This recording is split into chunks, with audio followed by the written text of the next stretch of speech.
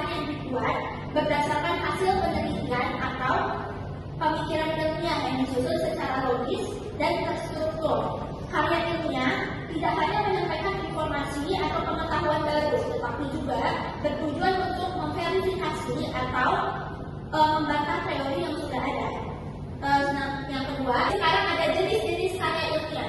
Jadi karya ilmiah dapat diklasifikasikan berdasarkan tujuannya, tingkat kedalamannya, dan konteks penggunaannya. Beberapa jenis karya ilmiah diantaranya yaitu, jadi yang pertama adalah makalah. Makalah itu adalah bentuk karya ilmiah yang relatif sederhana dan paling sering kita temui di tugas akademik maupun tugas yang disampaikan dalam seminar. Menyampaikan syarat dari karya ilmiah. Yang pertama, karya ilmiah menyajikan fakta objektif secara sistematis. Yang kedua, aplikasi hukum alam pada situasi spesifik.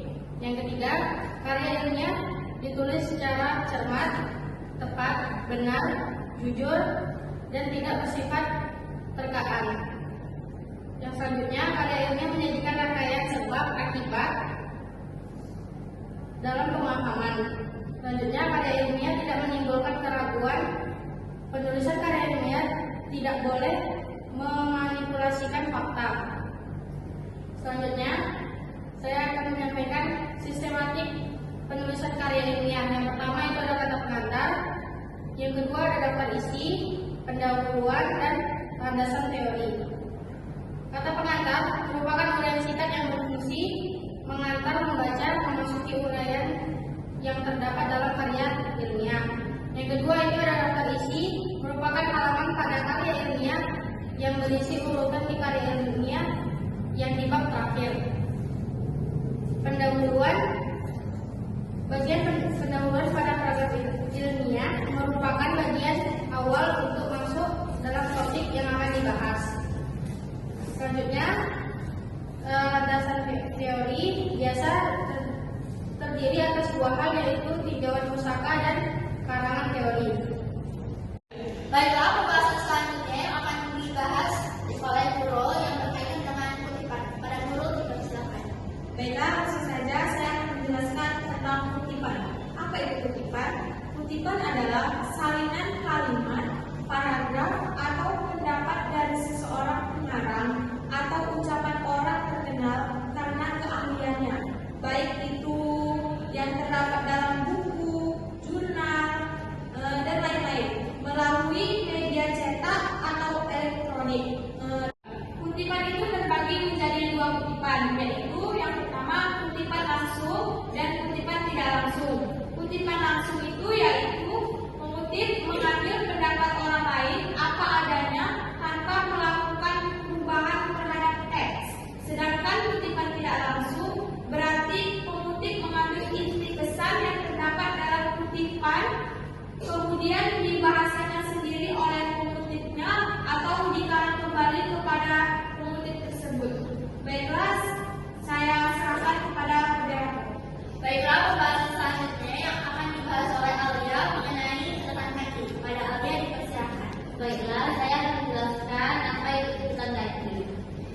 Catatan kaki adalah keterangan tambahan yang ditulis di bagian bawah setiap lembaran yang perlu mendapatkan penjelasan tambahan atau bisa juga diletakkan di akhir bab dalam suatu karya ilmiah.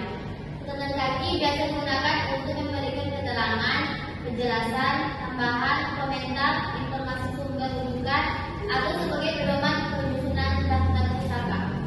Catatan kaki yang berupa keterangan tambahan atau komentar dapat memberikan penjelasan tambahan, memperjelas konsep, istilah, atau definisi tanpa mengganggu fokus dan pemahaman uraian.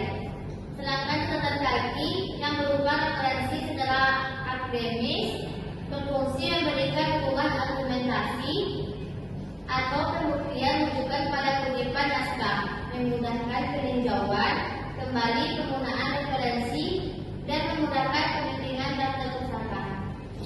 Baik, saya serahkan kepada moderator. Dan baiklah, pembahasan yang terakhir yaitu tentang daftar pustaka yang akan disampaikan oleh Nadia. Pada Nadia, dipersilakan. Baik, saya akan menjelaskan tentang daftar pustaka. Apa itu daftar pustaka? Informasi sumber rujukan lainnya selain catatan kaki adalah daftar pustaka. Daftar pustaka adalah daftar acuan yang tersusun di akhir sebuah karya ilmiah yang memuat nama penulis, tahun terbit, judul tulisan, kota penerbit, dan penerbit. Selain itu, pada akhir suatu karya ilmiah ada pula yang menempatkan daftar pustaka pada akhir setiap bab suatu karya ilmiah. Daftar pustaka ada pada setiap jenis karya ilmiah seperti artikel, makalah, skripsi, tesis, disertasi, dan buku. Baiklah, itu saja saya